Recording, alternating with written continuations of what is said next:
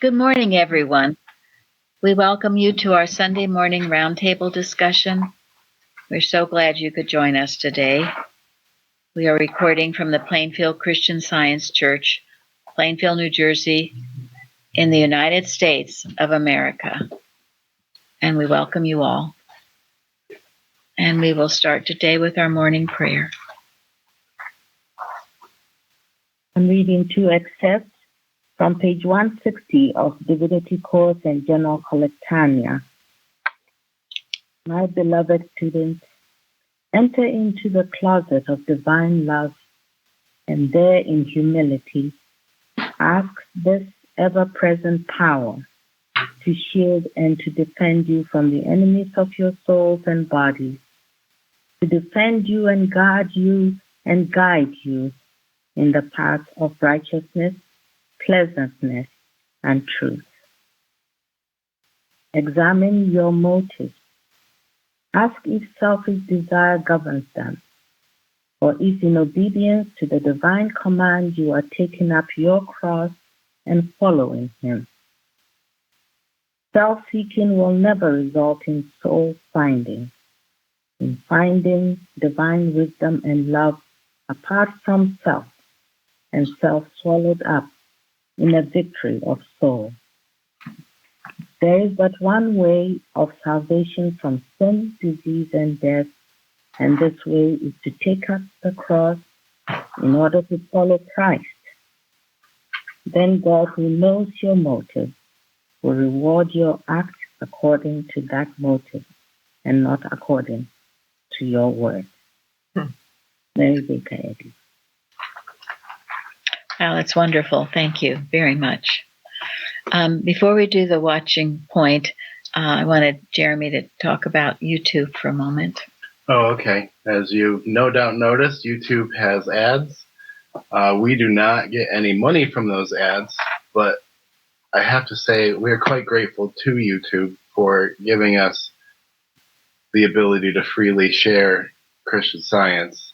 And they do have the option to have to buy a premium account if you want to watch things ad-free, if you watch enough. And we also have a Vimeo account, which you could go on to and see things without ads. So, yeah. Yeah, we had once been advised a long time ago not to put ourselves on YouTube because of these ads. But that would have been a very big mistake. Huge mistake. Yeah, we've just gone past 10 years. We have, over 4,000 videos. We have 3.3 million views with, I think it's almost 900,000 hours watched. That's just a lot of time, a lot of eyes on this, and that's just wonderful. And so if we have to pay a few bucks a month to get it without ads, that's it. So yeah, and there's something they never bother us or they never come after us, right? Because we. Yeah, that's it. They're making money off us. We keep our head down and do our work. Yeah, keep our head down and do our work. We don't want to cause. Yeah, and I am so grateful. So yeah, absolutely. Yep. So there are alternatives if the ads bother you. To me, if I ever come across ads, I just scroll quickly past them. I don't let them bother me. The other. Can I say something? Certainly. Debbie. Yeah, I just want to say thank you so much for the YouTubes, because that's how I came to know Christian Science, and then I came to know Plainfield, and you have just changed my life. So I just want to heartily support YouTube's access. So thank you. Thank you for saying that. Thank you. The one other topic I wanted to mention was someone had suggested to Florence, I guess, there was an omission we've made to the service. I don't even remember how or why, but we researched it a little bit, and this is it. This was a notice put in, I guess, a Sentinel or Journal. Jeremy, was that where it was? By Mrs. Eddy? Yeah. Yeah. She says, note, All churches of our denomination are respectfully requested to have the first reader read the following at the opening of the Bible lesson on Sunday. Mary Baker Eddy. And then this is what is written. I'm not sure if she wrote it or not, but anyway, she requested it be read. It was changed in what year?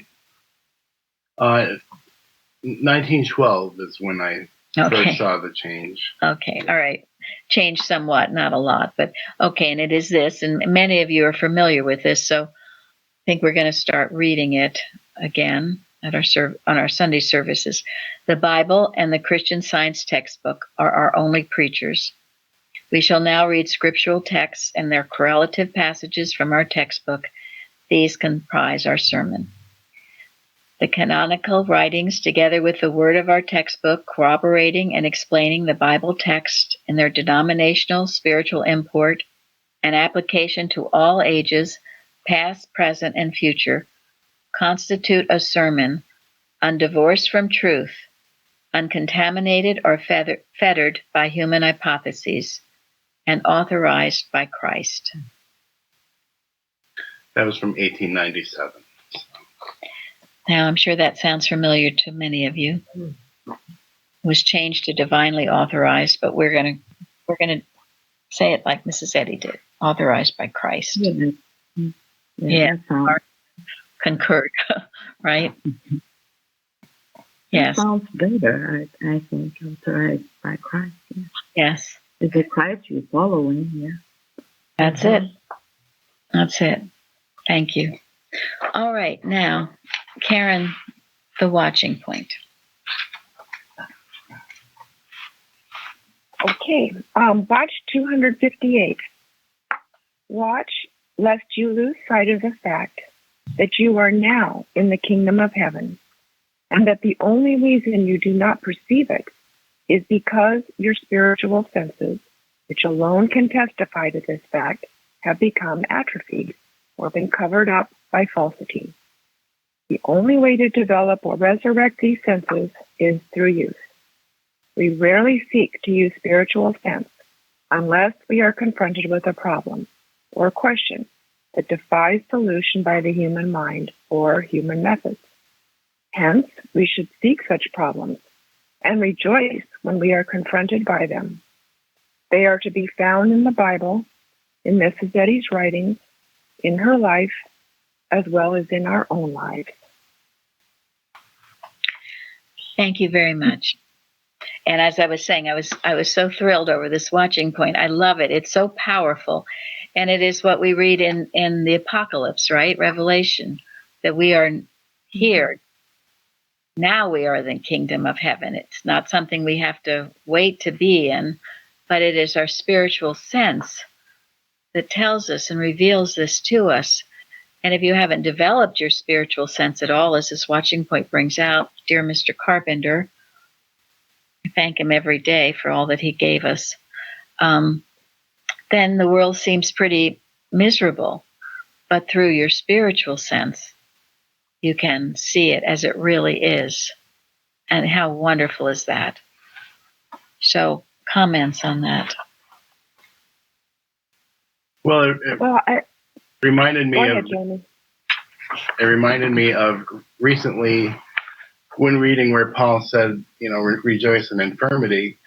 He's not telling us to rejoice in pain. He's telling us rejoice that it pushes you to God, and we have God to rely on. And that's wonderful. So, and I am grateful to this church for teaching me to go to spiritual sense. Because now I can't imagine trying to go an hour without it. So, exactly, wonderful. Yes. Okay, Karen? Well, I was thinking of an experience that my my oldest son had back when he was playing basketball, and he sat on the bench for many games, many years. He really didn't get into the game very much until later on, but when he would come home discouraged that he never got into the game, we would tell him, but you have to continue to be ready for when you're called upon to go in. And so he kept going, kept practicing, kept doing all the exercise, whatever was, so that when that moment came, he was ready to go in and do his job.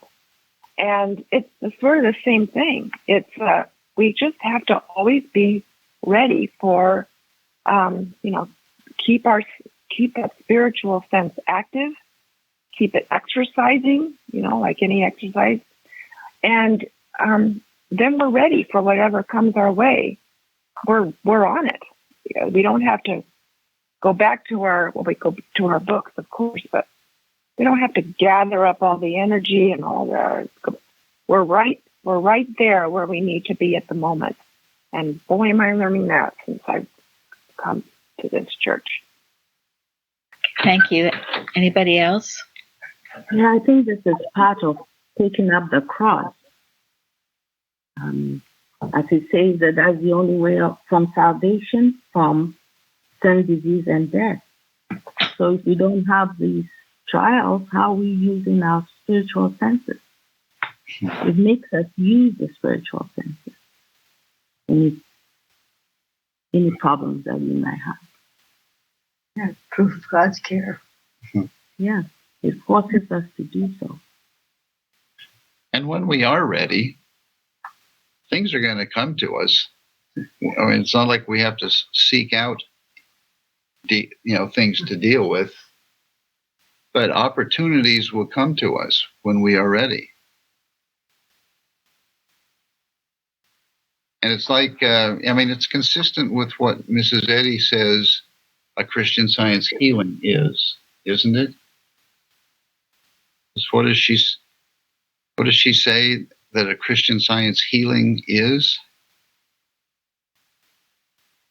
But the recognition, Realization. Yeah, present perfection. Present perfection. Yeah, the absolute acknowledgement. Yes. Yeah, absolute present, acknowledgement. Thank you. Present perfection. Thank you. Yes. It's a recognition of what really is true. And wouldn't we rather live our lives recognizing what is true rather than being fooled by what is not true? And well, to that end, sorry. Go ahead.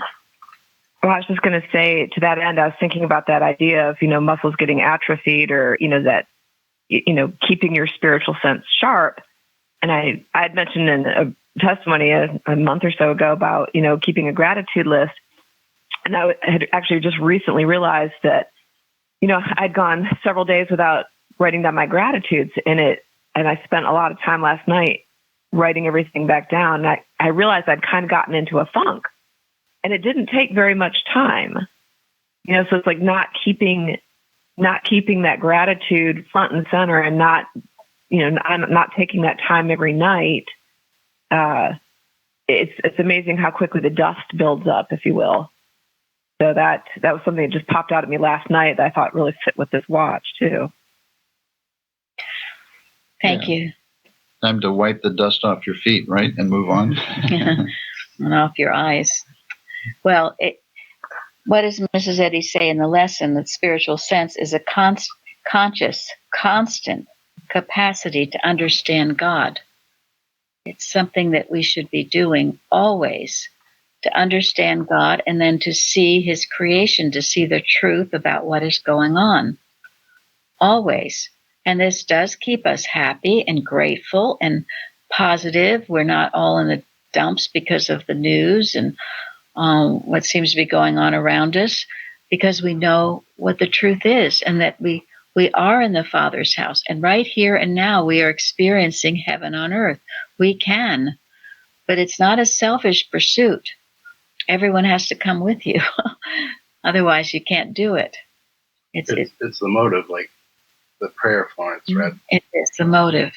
Yep, it has to be. It's not just getting your own little perfect little place, all perfect with all your little house or car or whatever you think you want. It's not that at all. It's seeing His creation, loving it, and being grateful for it. Yes. And then also in the lesson, Mrs. Eddy says, and this goes along with the watching point, mind alone possesses all faculties, perception, and comprehension. Mind alone. That's why you can never say, that you don't understand something, or can't perceive something, or you can't, you can't see something or hear something, because mind alone has it. And you as God's reflection have it as well. But this is living it and knowing it every moment, not just when you're in trouble, but all the time. And that definition of perception, the notice which the mind takes of external objects. And faculty, power of the mind or intellect which enables it to receive, the power of doing anything, ability. And comprehend, of course, is to understand. So don't say you don't understand something. Don't say you don't understand science and health. You're just admitting you're in the belief of a wrong mind. So stay in that mind, live it, love it, cherish your spiritual sense.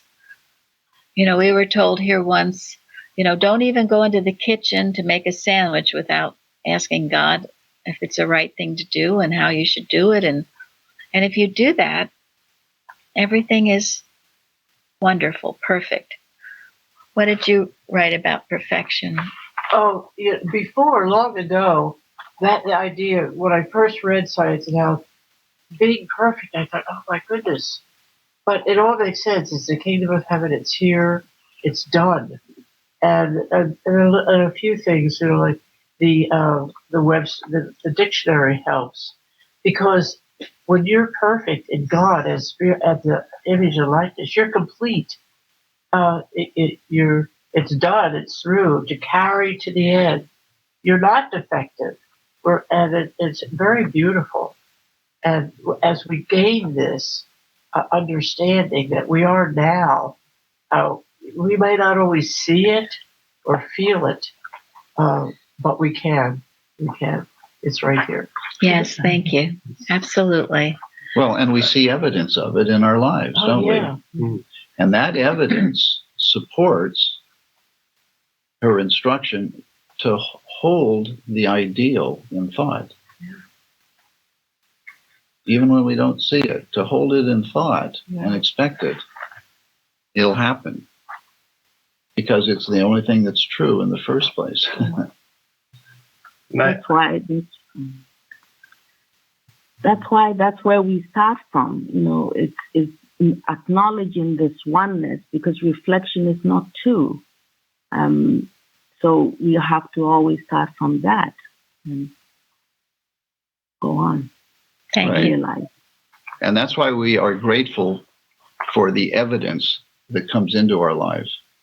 When God gives us something, recognize that the source and be thankful for the source. Not, of course we're thankful for the result, but be thankful for the source, because that is what keeps us, enables us to keep that high ideal in thought and not let it drop. Because if we're not thankful for the source, what does the devil say? Well, it would have happened anyway, or it was chance, or it was this, or it was that. Well, no. When it's good, it's God. It's good. So there's a.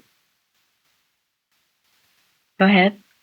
Okay, there's something it's called Things to Handle Daily, and it's from Watches, Prayers, and Arguments given by Mary Baker Eddy.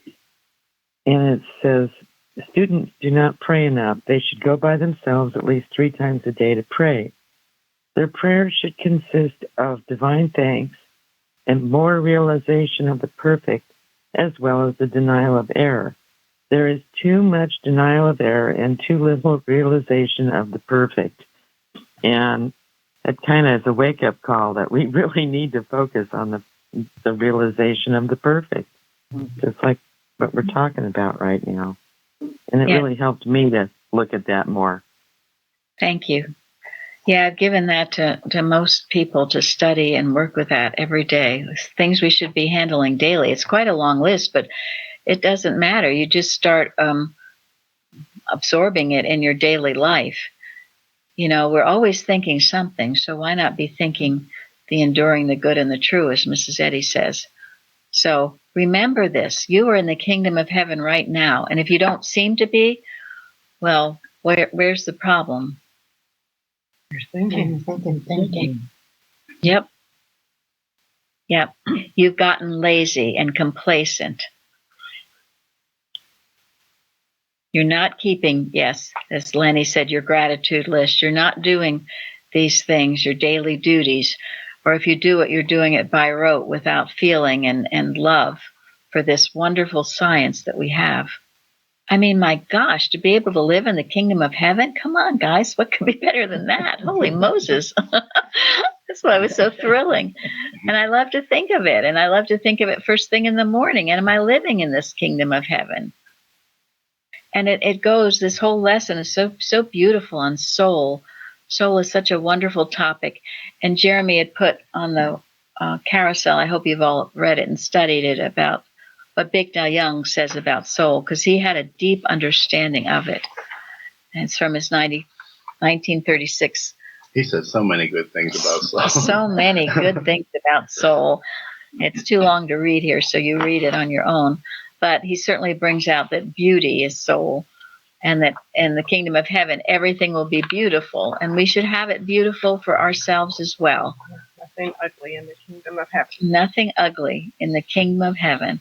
And he said not to criticize people who are working to look lovely, because we should. This sense of being poor and ugly as if that's something good. Not really. Nullify the loveliness of soul. The loveliness of soul, the beauty of soul, and also the joy of soul, a radiance. Those pages 244 to 248 in Science and Health, which speak on beauty and agelessness and radiance, there's something to work with often, because they are so beautiful and they enrich our lives. The beauty of the world, when we look out and see the stars or the sunsets or whatever it is we see, that's a taste of heaven on earth, and it's so beautiful, and to be grateful for it. So, Jeremy, would you read the watching point? Excuse me, the golden text. Sorry. The highway of the upright is to depart from evil. He that keepeth his way preserveth his soul. Thank you. Now, Carrie, who, she sends me all these beautiful articles each week, but she contributed something which was very beautiful. She said, I just wanted to share how I worked with the golden text this week. Words inserted were inspired by a commentary from Bible Hub. It all worked into what Mrs. Eddy says, which is in our lesson, that spiritual devoutness is the soul of Christianity. And that's the first citation in Science and Health. And I'm saying that word devoutness, sincere, solemn, earnest, yielding a solemn and reverential attention to God. Are you doing that? Are you devout in your worship and your love for God? Anyway, and then she says, this would otherwise be like a forum contribution. And this is what she says about the golden text from Bible Hub. The highway of the upright is to depart from evil. The high way of the upright is to depart from evil. The habitual practice of the upright is to depart from evil. The constant endeavor of the upright is to depart from evil. The all thoughts at all times of the upright is to depart from evil.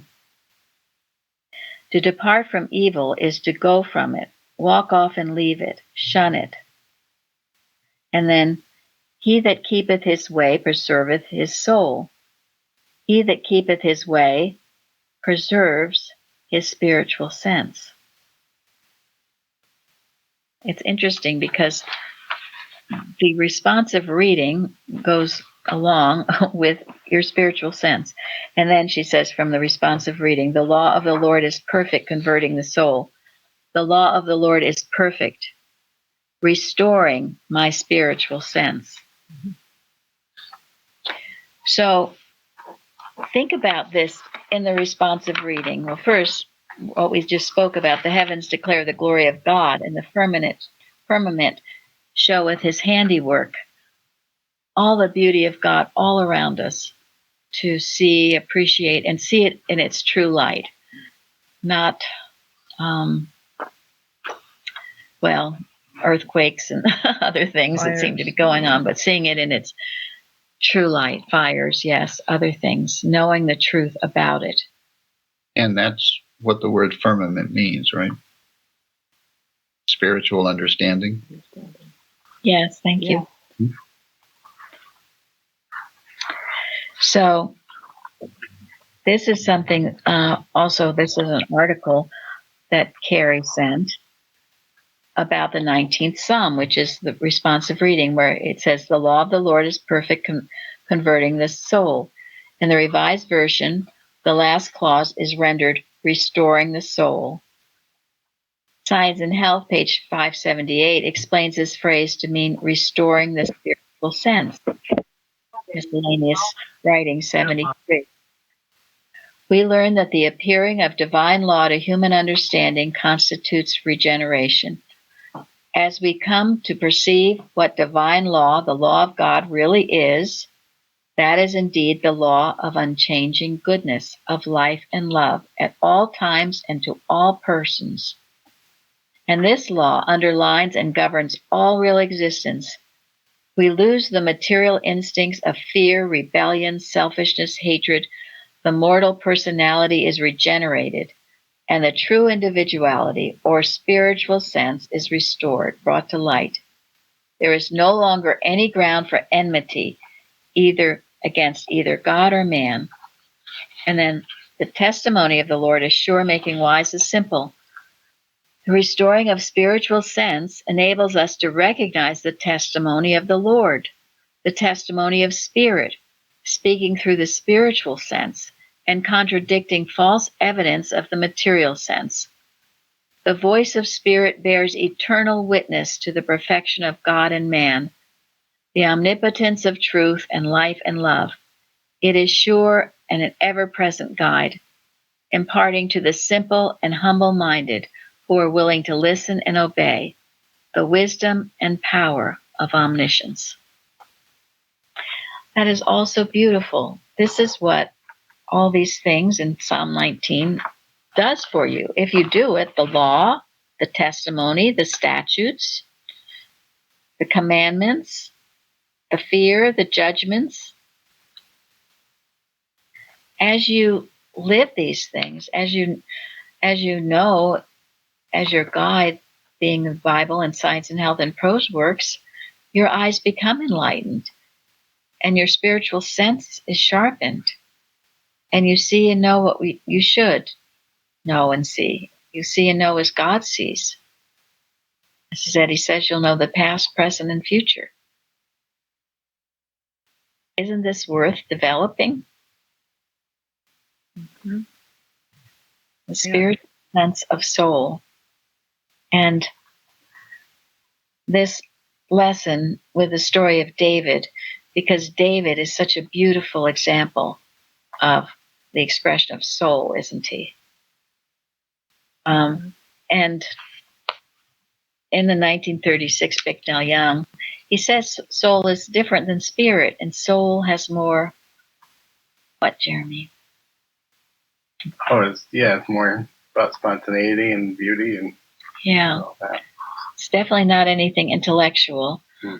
And we know when we talk about a soul-filled person or someone who a painting is full of soul, or the singing. You feel the thought of the artist. The depth. You feel the depth of love and beauty in the mind, in the consciousness of the artist that painted the picture or sang the song. Or cook the food. Or cook the food. Absolutely. It's a love that's behind it, and it's so beautiful to think of those things and to make sure we are expressing. Man is the expression of soul, right? So yes. And then, and it says, more to be desired are they than gold, yea, than much gold, sweeter than the honey and the honeycomb. So if you think you don't have a lot of money, well, you have all of this. It's God given. And if you're not using it, then that's your bad, as they say.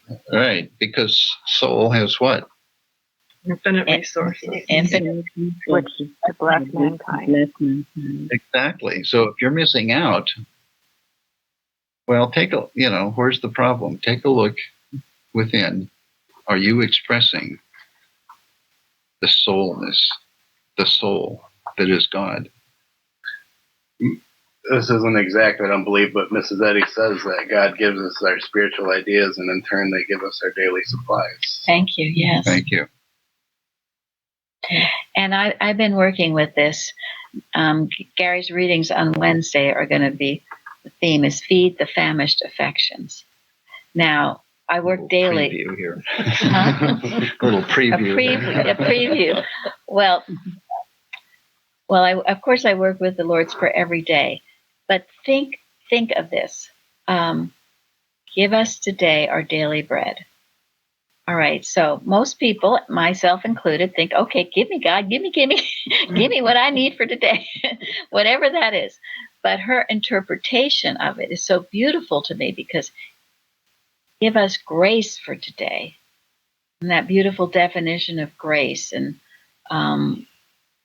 part of it being regeneration, which is the ability to hear God's voice and to obey his voice.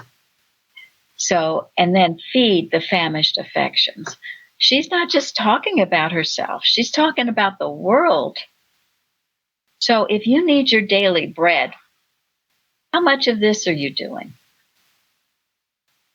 Are you asking God for grace for the day so that you can feed the famished affections? Are you doing that? To me, that's astounding. And I've read this Lord's Prayer, I don't know how many times, but it just hit me like a ton of bricks. And every morning I pray that prayer, but I certainly pray those verses particularly to make sure that what I do, say, live is feeding the famished affections, because aren't there so many famished affections that need feeding? So stop thinking about me, myself, and I, and what I need, and I want my daily bread, God, and I need this, and I need that, and I want that. But think about, what are you doing, and ask for his grace so that you can feed those famished affections. And he'll give you that grace. It will come. Yeah, it's just like the beautiful watch last night, isn't it? Oh, yeah, and that's Right. all in Gary's reading right now. And also feed my sheep. And the lesson, because what did Jesus say? One of the last things he told his disciples was that, to feed his sheep. Yep. Okay, so Sharon, what did you, let the words of my mouth and the meditation of my heart be acceptable in thy sight, O Lord, my strength and my Redeemer. This is one of my favorite Bible statements. I pray this often during the day. It helps me to keep my conversation uplifted and not be critical of what is going on around me. Matthew Henry says, he prays to God to keep him from sin, and then begs he would accept his performances. For if we favor our sins, we cannot expect God should favor us or our services. And Moffat says, may the words of my mouth and the thoughts of my heart please thee, eternal one, my strength and Savior. And Strong says, let these words of my mouth and this meditation of my heart be pleasing in your sight, Lord, my rock and my Redeemer. Thank you. You know, beautiful song in church often, our little, I don't know, trio, quartet, or whatever it is. And to have that in your heart always, it's such a beautiful prayer. Again, a prayer of David, Psalm of David. There's one other thing about the highway. I thought this was so beautiful. an article that Carrie sent, The Road to Salvation by Violet Kersimer. The Highway of the Upright, and Mrs. Kersimer says, as God's reflection, your every desire is inspired, directed, controlled, and fulfilled by divine principle love. You will know that your hourly purpose in life is to express the abundance of health, loving kindness, prosperity, and joy, which God is impartially bestowing upon every idea of his creation. You will know that because divine love, the perfect cause, enfolds you, no harm can come to you so long as you abide in loving obedience under the shadow of his wings, reflecting good. For this reason, no intruding disease can trouble the serene activity of God's child, for it is not love's purpose for its beloved reflection. You are on the highway of salvation. Cast up the highway, gather out the stones, lift up a standard for the people. That's the Bible. Let Christian Science gather out of your thinking all that is unyielding or disobedient. Let it remove any stumbling block from your mental pathway as you bear onward the standard of divine principle. So this principle will guard and guide you on your upward way. That's the highway of the Lord. All right, that's the highway of the Lord, and that's the highway we want to keep on, and that is a straight and narrow path. And that when you find yourself getting complacent or out of sorts or something, you're getting off that path, and you have to rouse yourself to get back on it. Otherwise, you're drifting. And pretty soon, it's bye-bye. Reminds me of not long after, I used to write a lot of notes for myself when I first started here, and I don't know if this came from a Roundtable or just whatever, but I wrote one that said, nobody's going to swoop in and do this for you. That's it. We don't have guilt here, but we do have accountability. So. Well, that's right. Yeah, and there's exactly. a big difference. A big difference. Thank you for that. It's not guilt, but accountability. Adam, where art thou? And you know, and it's sometimes a reason people don't want to call a practitioner. What did you say, Jeremy? Oh, yeah, just you're gonna get it if you. Or if you have your own agenda. If you have your own agenda, you're really not in it. Your words can't fool anybody. Either you're in or you're out. And hey, you can be out. You can do as little as you want, or you can take it as you feel it, or whatever. That's whatever. That's what's so great about our website. Just be honest about it. Just be honest. Well, that's why there are two things here that are mentioned that matter. One is the words of my mouth, that matters. But the other one is even more important. The meditation of my heart. What's really, truly, honestly in my heart. Because that's what God knows. It doesn't really matter what you say, except perhaps to other people around you. The highway. By this is meant the general course, the mode of living, the habitual practice, the constant endeavor, all the thoughts and words and actions of man at all times, the way, the royal road, the highway of his life. It's a great place to be. It doesn't just happen, as Gary says. It's not just given to you on a silver platter. You have to work for it, but it's well worth the effort. And this is the kingdom of heaven. And the definition of that part of it in this week's lesson is where soul is supreme. And it's wonderful. Why wouldn't you want to be there? Mm-hmm. All right, Nancy, you tell me what you wrote. Yes, I wrote about Psalm 42, line 5. Why art thou cast down, O my soul? And why art thou disquieted in me? Hope thou in God, for I shall yet praise him for the help of his countenance. In Benson's commentary, it reads, why art thou cast down, O my soul, with excessive sorrow and despair? Why art thou disquieted within me? Is there any cause that anxiety of mind should put thee into a state of such perturbation, as if all hopes of felicity, which means joy and happiness, were lost forever? Hope thou in God, trust in him, and patiently wait upon him. For I shall yet praise him. The time will come when I shall go again to his house and praise him for his favor toward us, for the help of his countenance, for the salvation of his face, for those supports, deliverances, and comforts, which I doubt not I shall ere long enjoy both in his presence and sanctuary, to which he will restore me from his presence and the light of his countenance, which he will graciously afford me. I thought every time we are confronted with something in the news, this is a beautiful verse to think upon, to be grateful for all the good he has already done and is still doing, and we will see the fruits of it.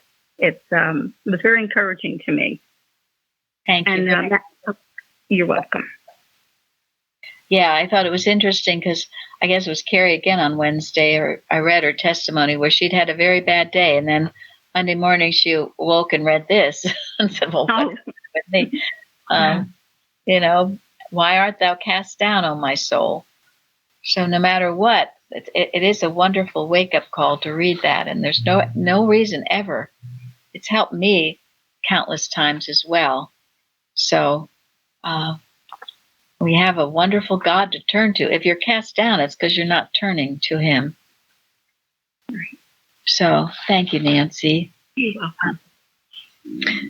So the story of David, and again, Carrie sent me some beautiful things about this dear fellow and how he expressed soul. One is William McCracken. The name of it is The Boy David. Keeping his sheep under the sun and under the stars, what manner is a boy was David. When Saul had proved himself to be inadequate as king, the prophet Samuel was sent forth by God's command to find another king and was led to visit Jesse, the Bethlehemite. He passed this man's sons in review until he came to the youngest David, of whom the record says, "Now he was ruddy and withal of a beautiful countenance and goodly to look at. And the Lord said, Arise, anoint him, for this is he." True religion demands the beauty of holiness. It is impossible to conceive of a religion as being true and ugly at the same time. That which is ugly lacks saving grace and is evil-looking. The divine nature and its expression cannot be less than glorious with the light of love. Therefore, the understanding of God must be equally bright and attractive. Mrs. Eddy has expressed a world of thought in one short sentence in Science and Health. Love never loses sight of loveliness. What must have been this boy's thought about God? Very simple, doubtless, very spiritual, because he trusted implicitly in the unseen God of Israel to protect him from his visible dangers. And then there's also the same article, and it's by William McCracken. The boy David, playing the harp while he watched his sheep, soothing Saul's brooding humor with the purity of his tones, driven from court, but sparing his pursuer's life, when he held him in the hollow of his hand, was like a Hebrew Robin Hood, living off the land. Yet he never hardened his heart, nor lost his trust in God. How we love him for his affection and courage. He could not be made to hate. The promise of the boy was fulfilled to the man, and he left 3 great inspirations for the human race: his fight with Goliath, his friendship for Jonathan, his collections of songs or psalms. What a legacy he left us. How tremendous. And all those descriptions of him, that was so beautiful. He was never made to hate. And that one time when he thought he was going to, Abigail came to his rescue and saved him. In that story when he got so mad at, what's his name? Nabal. Yeah. So, such a beautiful man, and how we rejoice in his psalms every day. Poetry just poured out of him. The beauty of his countenance was the beauty in his soul. And we must always remember that. I think I've told you, I once read that in Japan, the women will look in front of a mirror, but they look to see how peaceful their expression is. Not their features or their makeup or whatever, but the countenance, how peaceful they look. If they're not looking peaceful, then they're not looking beautiful. And there's a lot of truth to that. That makes sense. Yes. And this other... I also... Oh, sorry. Well, I was also thinking, I read something in Jameson, Fawcett, and Brown, really briefly. It says, "For I have provided me a king." The language is remarkable and intimates a difference between this and the former king. Saul was the people's choice, the fruit of their wayward and sinful desires for their own honor and aggrandizement. The next was to be a king who would consult the divine glory, and selected from the tribe to which the preeminence had been early promised. And we have elections coming up next year. And I was thinking how, I have provided me a king. I sort of connected so if we want someone to lead our country that turns to God to do it, then we have to turn to God to do that for us, and to not have somebody up there that's for their own glory, but for the glory of God. I don't know, I just was thinking of our upcoming elections next year. That's very beautiful. You should write that in an article for our magazine. It's very true. We're still waiting for that other article. Yeah. I know you will. I know I will someday. If you are on the pathway of a highway of holiness, it'll be a great help, right, Paris? Yes, definitely. Yeah. Good thoughts in that, and so true. Which one? That should always be our question. Which one is God anointing? Which one does God see? And God does not see on the outward appearances. Right. He sees in the heart. Mm-hmm. We must too. We must look in the heart and not listen necessarily to the news, because they're going to... Especially the news. The news, yep. Which is propaganda. It's propaganda. They have hidden agendas as to who they want. We want... Nobody's deceiving God, though. Nobody can deceive God. No one can deceive God. The smooth-tongued villainy, that's what you're... Exactly. In spiritual sense, because some of them can say some pretty... That trick a lot of people, false prophets. Even using God's name. Yes. You have to use spiritual sense. There is one more thing I need to talk about before Gary ends, and that is the relationship between David and Jonathan. This article called Friendship talks about the selfless love. It says the story always has glowed and always will glow because its vital essence is selfless love. And in miscellaneous writings, or retrospection and introspection on page 80 to 81, Mrs. Eddy says, there are no greater miracles known to earth than perfection, which is what Chardell spoke of, and an unbroken friendship. We love our friends, but oftentimes we lose them in proportion to our affection. The sacrifices made for others are not infrequently met by envy, ingratitude, and enmity, which smite the heart and threaten to paralyze its beneficence. The unavailing tear is shed both for the living and the dead. Anyway, that has always meant so much to me, because think about it. How many of you have an unbroken friendship? The love between David and Jonathan was a selfless, true love, and nothing could break it. And we must have that in our lives. And as she says, sometimes we do, and it's not appreciated, but that doesn't mean we stop doing it. All right, Gary will read. This is an article, excerpt from an article by John Willis entitled Genuine Living, which appeared in a 1913 Journal. Journal or Sentinel? Journal, sorry. 1913 journal. He starts out by quoting from Science and Health, "Spiritual sense is a conscious, constant capacity to understand God." Science and Health, page 209. In a most poetic way, Jesus further defined life with respect to its normal manifestation upon this human plane when he said of the growing grain, quote, "First the blade, then the ear, after that the full corn in the ear," end quote. Beauty is inseparable from the life of the springing corn. The rich color, the polished surface of the leaves that move and glint in Gothic lines, its sturdy, upright anchorage in the soil, and its no less free response in gentle curves of courtesy to the summer breeze. Truly, it is a picture for a poet's pen, and this natural beauty pertains no less to growing men than to growing grain.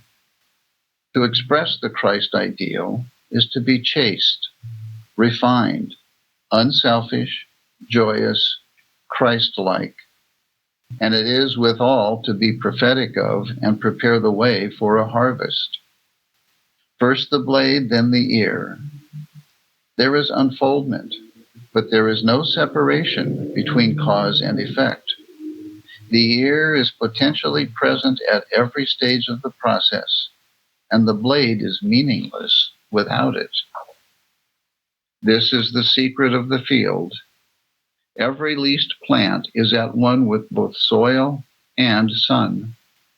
It calls vast forces to its aid. It has a genius for appropriation, and it never forgets its goal, the full corn in the ear. This, too, is the secret of genuine living in Christian Science. It is to be deeply rooted in the demonstrable truth of being. It is to be thoughtful ever of God, that it is ours to express the beauty and power of immortal life. It is to rejoice in the sun, the love that is man's unfailing light. It is to make manifest the mind that was in Christ Jesus and daily do his works. Thank you all for joining us today. Thank you. Thank you. Thank you all. Thank you. Thank you.